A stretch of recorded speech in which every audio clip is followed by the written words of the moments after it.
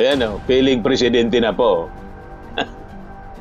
Sabi niyan sa balita, Baste elected PDP president hints at bigger national role. O, kita ninyo?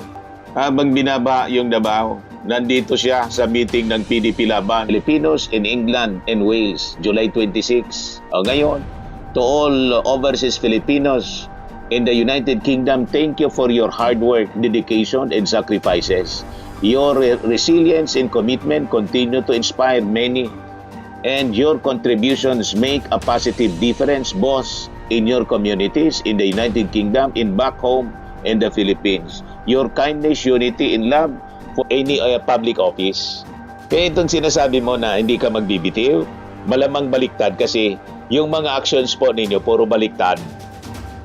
Pero tingnan natin kung nagbabagang mga balita at pagtalakay sa mga isyu ng lipunan. Bulsa, opinyon, banat at paglalantad sa katotohanan. Bulsa, what you see is what you get. You decide. Pero po mga kababayan, si Dante Maravillas. Ano niya, Mr. Maravillas, yung balita kay Sara Duterte? Dandun sa London po, habang binabaha yung kanyang lungsod. Si Baste yung mayor, habang binabaha, nagre-ready po sa presidential run. Nasa meeting ng PDP Laban, naganda para sa presidential run.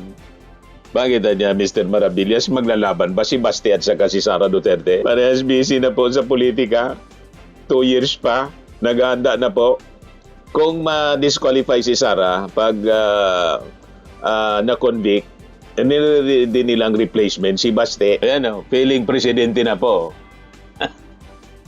Sabi niyan sa balita, Baste elected PDP president hints at bigger national role. O, kita ninyo?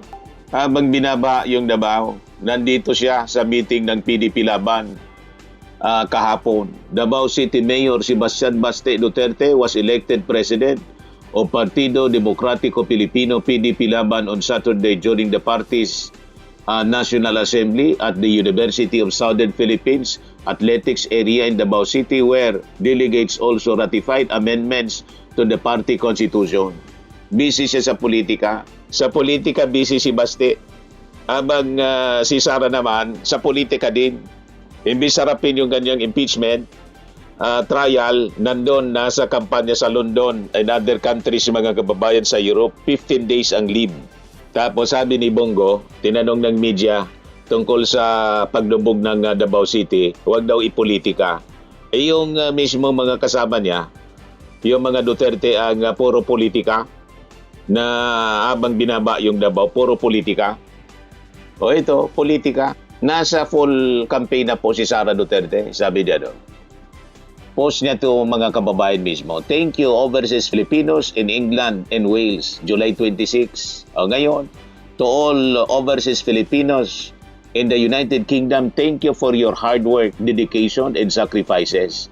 Your resilience and commitment continue to inspire many, and your contributions make a positive difference both in your communities in the United Kingdom, in back home, in the Philippines. Your kindness, unity, and love for your families in country are deeply appreciated.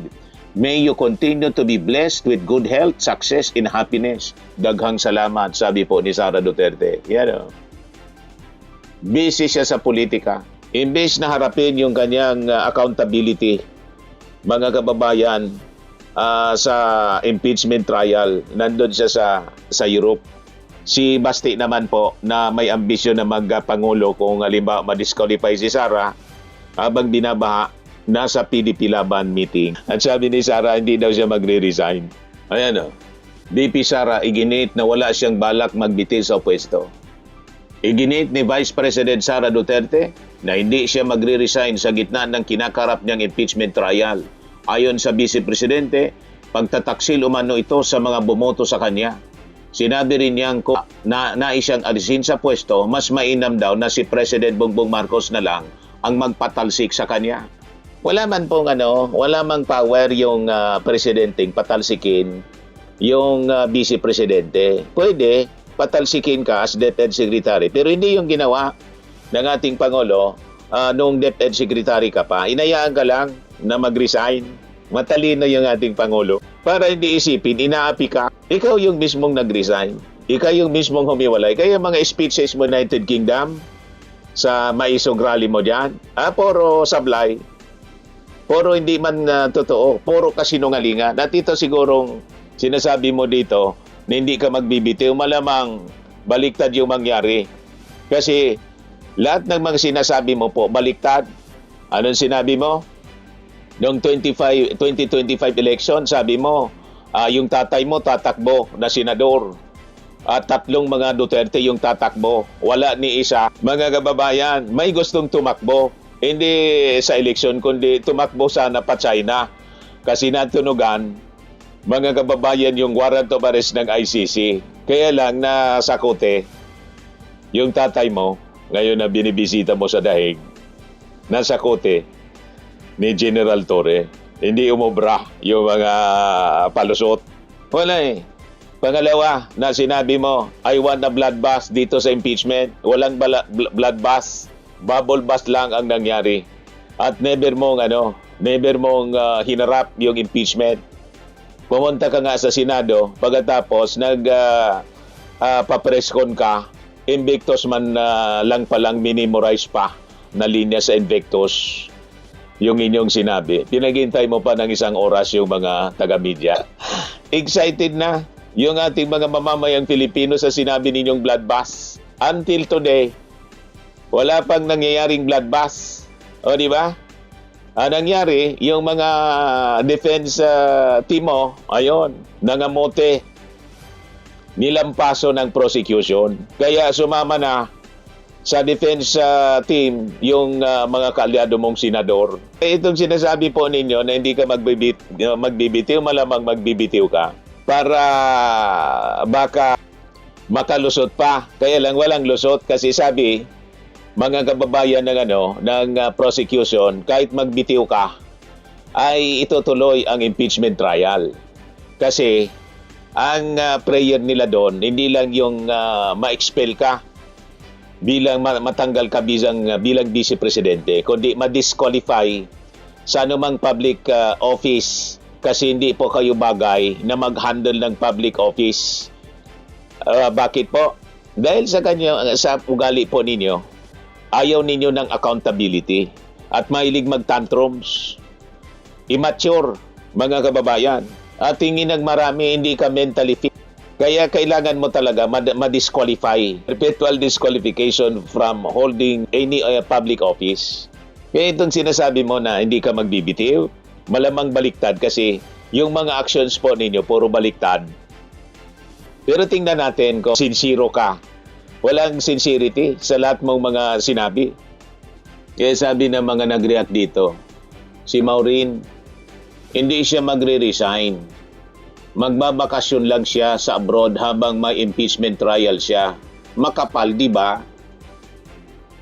Sabi ni Kuya Glenn, gusto ko tumakbo si BP Inday sa 2028. Excited ako sa presidential debate para malaman natin kung paano siya. Hindi man niya nag-attend ng presidential debate, vice presidential debate nga po, o mag-attend ng presidential debate, in kaso hindi siya ma-disqualify. Kasi vice presidential debate nga po, hindi siya pumunta. Di ba? Kasi nga po, mapapahiya siya doon. Pero alam na natin, kung noon hindi pa natin masyadong alam ang kanyang kakayahan, yung kanyang mental capacity, ngayon po, alam na natin ang kanyang mental capacity at malamang sa malamang, halimbawa pa, hindi siya makonvict mga kababayan at makatakbo, hindi man yan mag-attend po ng presidential debate. Ito yung mga sinabi ni Sara Duterte, puro po pambobola. Alam ninyo, ang lakas ng pamilya namin, hindi galing sa posisyon namin sa syudad ng Davao. Dahil sobrang dami sa ating mga Pilipino ang mayroong iba't ibang posisyon. May kapitan, chairman, konsihal, mga buaya, sobrang dami ang mayroong posisyon. Hindi galing sa apelyido dahil lahat naman tayo may pangalan, may apelyido. Ang totoong lakas namin ay galing sa inyo. Binubola niya yung mga karap niya doon. Wala na po yun na sinasabi ninyong pinagmamalaki ninyong 32 million. Kasi yung 32 million, kasama po ako doon. Alisa na po yung 32 million. Kasi 31 million ang 32 million. mga Marcos supporters po. Kaya natira po, mga more or less 1 million.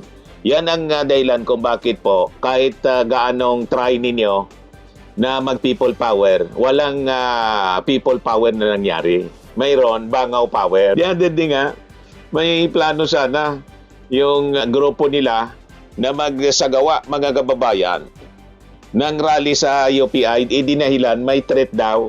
May security threat, kaya kinancel yung UPI nila, mga kababayan. Hindi na itinuloy. Kasi nga po, paulit-ulit sila na nagsasagawa ng mga rally.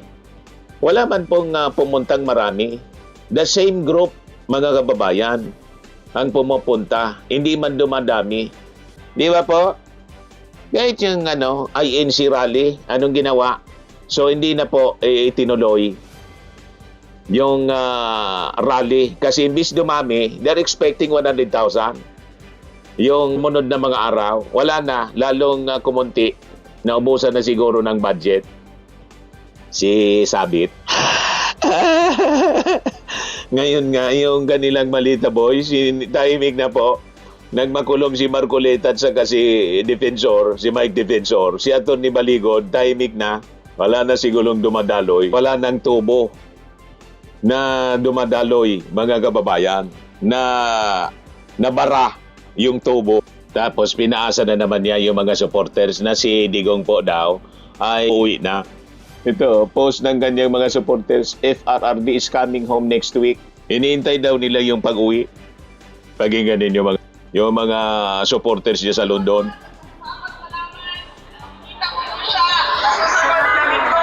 Mahal natin lahat at inaantay natin lahat ang kanyang paglabas at pag-uwi. Naputol na. Hindi man siguro sinabing pag-uwi next week. Nilagyan nila ng pag-uwi next week. Naputol sa hiyawan. Sino man maniwala na next week magagawi na dito sa Davao si Digong? May ganon. I-release na ng ICC, mga kababayan si Digong. Maniwala kayo sa ganong mga kwento ng mga DDS. Paasa, mga kababayan, malamang kinat. Tapos linagyan na lang dito next week, PRD is coming home next week. Pero yung speech ni Sara, kinat ng hiyawan. Ayan naman po mga DDS, kahit fake news po, yun, mahilig sila sa fake news. Pinaniniwalaan nila yung sariling kasinungalingan. Ito pa yung sabi niya, sinisiraan na naman po si President Bongbong. May kapangyarihan at yung kanilang pagiging makasarili ang naging tama. At lahat tayo naging mali. Kulong kayong lahat. Kulong kayong lahat. Kayo man lang po, yung dapat na makulong, yung mga kasama mo kasi, karamihan sa mga kasama mo, puro sangkot sa flood control. Hindi man kulong lahat itong mga patiya ng mga OFW na karap mo, ikukulong. Grabe man na kung ikukulong yung lahat. Yung lahat na sangkot sa mga anomalya, yun ang ikukulong at dapat na makulong talaga. Di ba? Tulad ng baha sa Davao. Kita mo, despite the huge amount ng pork barrel na dinownload kaya kulong 51 billion, binabaha, lubog yung Davao. So dapat yung imbestigahan at yung mga sangkot doon dapat makulong. Tama po mga kababayan?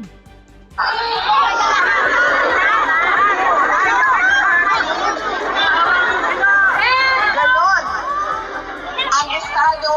Kung minimin niya, yung mga senador, karamihan kasi sa mga sangkot sa flood control, skandal, mga ghost project, mga kalyado mo po. O, tingnan mo ngayon, ano yung na-discover ni Ping Lacson?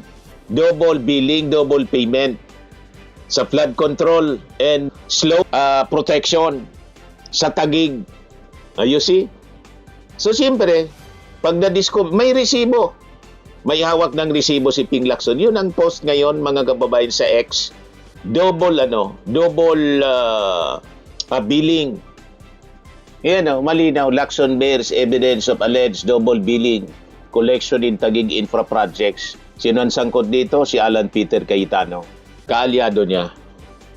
So karamihan sa involved sa corruption po kasi tumiba po yung mga contractors panahon ni Digong 2016. Kasama dito si Diskaya, yung pamilya Diskaya. Kaya ito, na mga sinasabi niya na inuubos na. Siyempre, uubusin, kailangan mantirhan pa. Ang gustong mangyari ninyo, pagkaalyado ninyo, kasi sasabihin ninyo, pinopolitika, wag galawin kasi sasabihin ninyo, pinopolitika. Hindi naman maaari ang ganon. Kahit sabihin ninyong pinopolitika, the fact na may resibo, kailangan na managot. Kinobra na daw. Ang estado ng ating bayan. God bless you too. God save God save the the Philippines. Philippines daw. God save the Philippines sa mga Duterte. Tama yon. Pero sa pamilya Marcos, ang pamilya Marcos lang po, minus Amy Marcos, ang talagang nagserbisyo ng matino sa ating bansa. Yan ang totoo niyan. Nangangampanya na po. Napakatagal pa ng eleksyon.